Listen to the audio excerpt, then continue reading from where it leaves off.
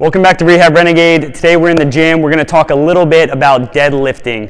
Something that I'm seeing that's more common, that's actually awesome, is that people are coming in and they're very confident in their movement quality, whether that's in the deadlift, the squat, the bench press, the overhead press. Now, what they think they're doing, what they are doing is actually sometimes quite different. So something we like to say here is what you feel isn't always real.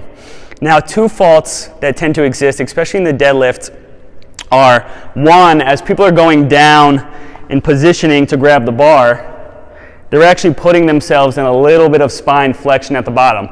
They know they're not supposed to be there. They know the spine's supposed to be neutral. So that's great. We check that box, awesome. But like I said before, what you feel isn't always real. So as you get down into this position, you really want to go ahead, make a feel on the low back, and make sure that you're feeling that the back is flat. There should actually be a little bit of lumbar curvature, which is going to put you in the most stable position possible. And from there, once you're down there, then you want to go ahead and stiffen up and put yourself in a good position. Fault number two is that people are finishing their lift and they're thinking about using the glutes, which again is totally awesome. But what you're actually doing sometimes is you're sacrificing spine position without actually realizing it.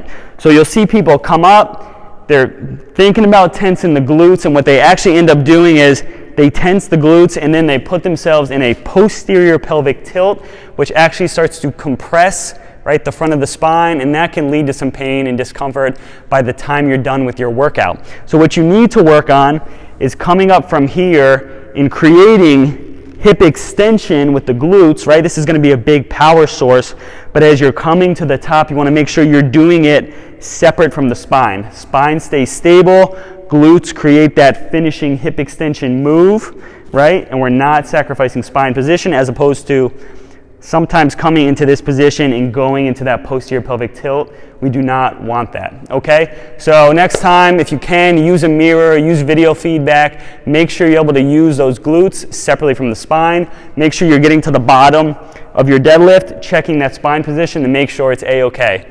All right, thanks for checking in. We'll see you next time.